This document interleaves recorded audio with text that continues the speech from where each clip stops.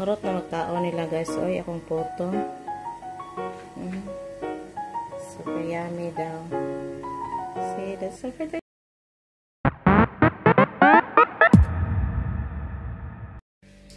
Hi guys! Welcome back to my channel, Virgilia Bicaro. For today's video, gagawa tayo ng makinis at perfect at malambot na puto cheese. So, without any further ado, let's start it! Ito na po yun guys, ang ating mga kakailanganin sa ating puto cheese. So, 3/4 cup milk powder, 2 cups brown sugar. It's up to you kung anong prefer nyo, white or brown. Pero ako, brown ang prefer ko kasi nasanay na kami. Tapos isang latang condensed milk. Tapos 4 cups of water. And then 1/2 teaspoon of salt. And 1/2 cup of oil. Any oil, vegetable oil. 4 tablespoons of baking powder. 3 eggs. Pero kung large eggs ang gagamitin nyo, 2 lang. Kasi sa akin, medium at isang small, so ginawa kong 3. Tapos, slices of cheese, of course. That's for the toppings. Then, food coloring. I have here the red color, strawberry, and blue. This is for the kids' choice. And, this is 4 cups of all-purpose flour. Okay, let's start it.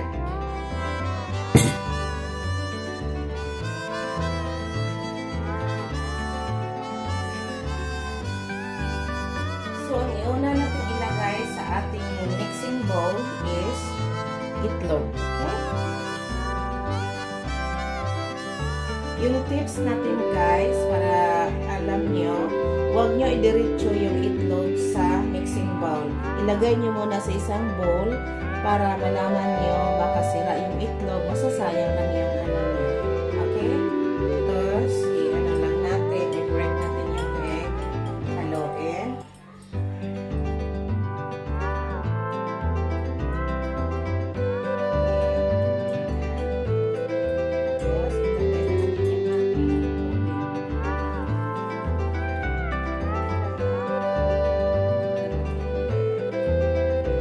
Tapos, ilagay na natin yung ating brown sugar,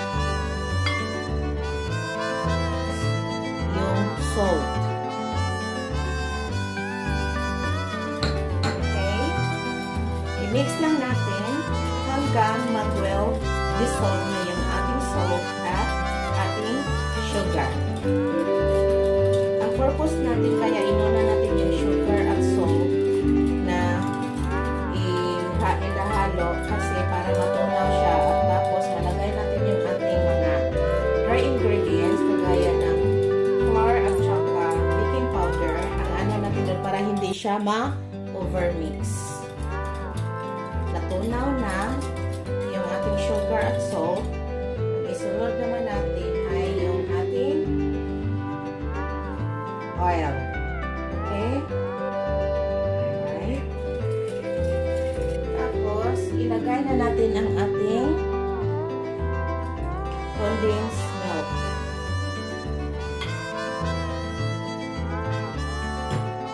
Sinutin natin guys kasi sayang. Kasama din yan sa bayan. Dito ba? So, haluin. Haluin lang ng haluin. Hanggang matunaw.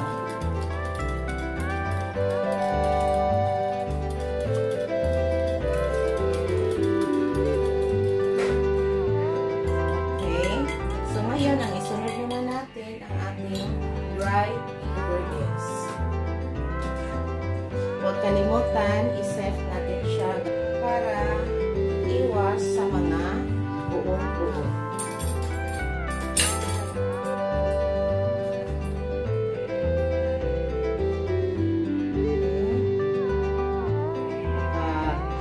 alam nyo na guys, kung matagal na yung ating flour, magkakaroon na tayo ng mga alaga. So, yun lang iwasan natin. Okay po ba? Okay. Yan muna natin kasi hindi pwede isahan.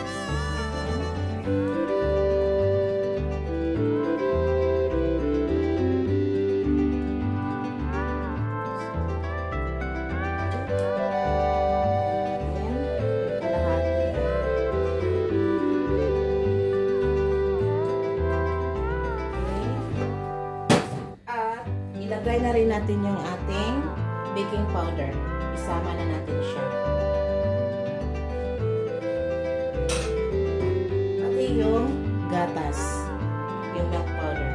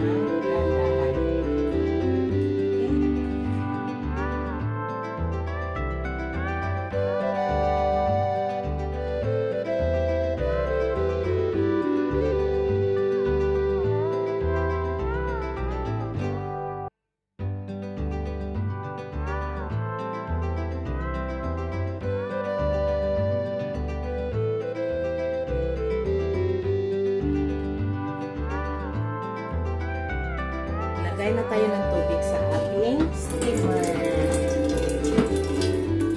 Kailangan yung tubig guys, hindi siya kalahati. Mga 1/4 or below 1/2.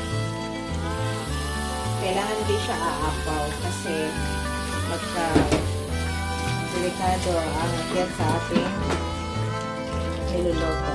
Ini-steam na po ito. So, ganito lang karami dapat. Okay?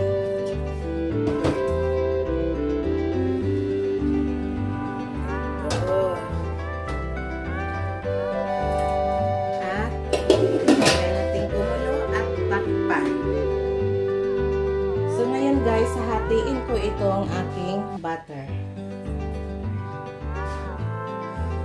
Oh, sana hindi. Hatiin lang natin. Hatiin lang natin. Alright. Parang hindi nakapantay. Stop ko na lang.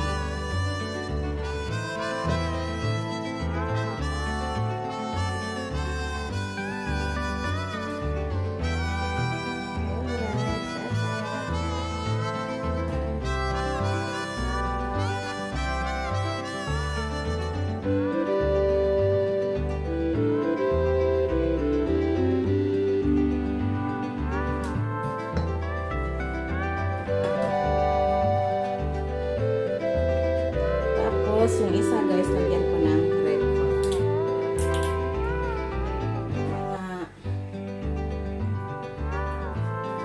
Siguro, isang kutsara. Or tingnan natin, ano karami kailangan pulang-pula daw.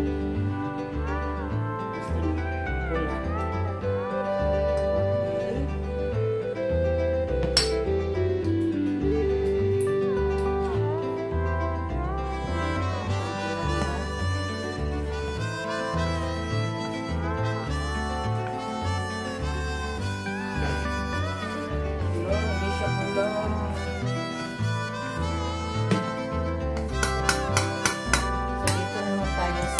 Blue color blue.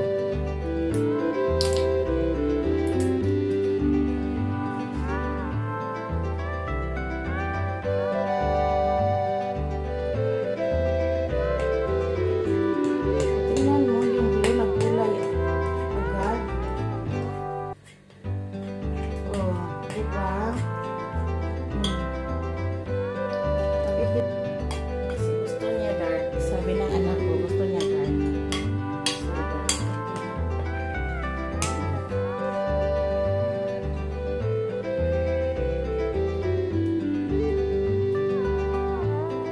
itong lyanera natin guys, size 22 large ata to. So, hindi na natin to siya i-grease. Kasi yung ating photo butter is may oil na siya. So, no need na natin siya i-grease. So, maglagay na tayo sa ating molder. Dikit.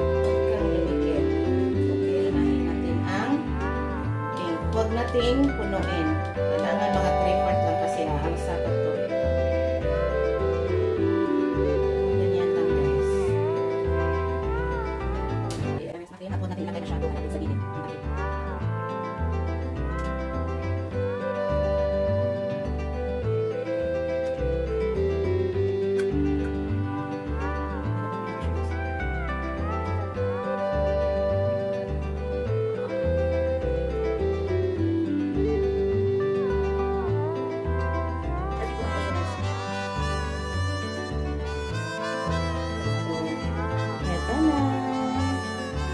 Siguraduhin din natin guys na kumulo na ang ating tubig. Ayan. At pagkita nyo na kumulo na siya, hinaan nyo yung apoy.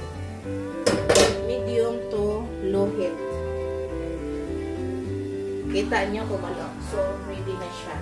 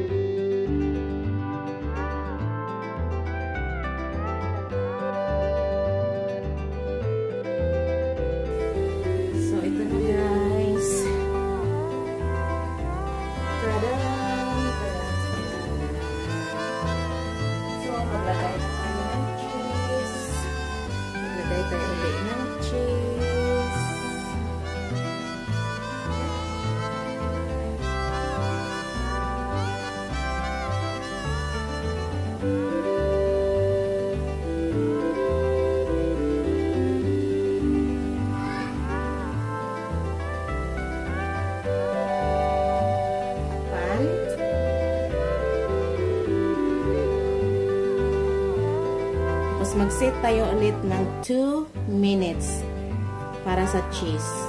So, after 2 minutes na ginawa natin extension para sa ating cheese, check natin ulit.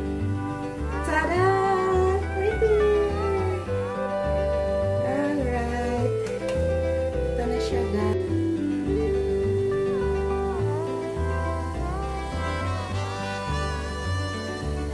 After 2 minutes.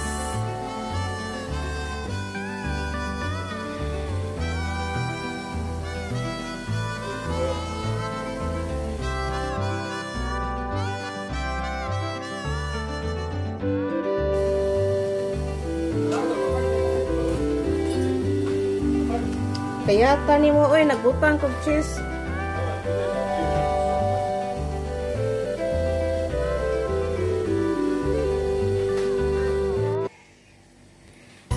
This is the finished product, guys. See? So, makinis, malambot. See? Yan po na, guys, ang aking finished product ng aking puto. Malambot at makinis.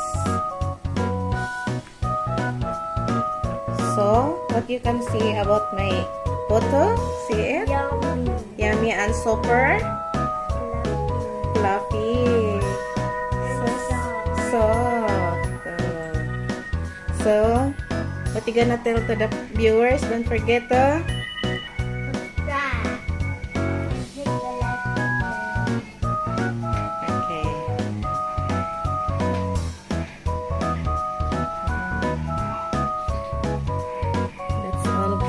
for today's video.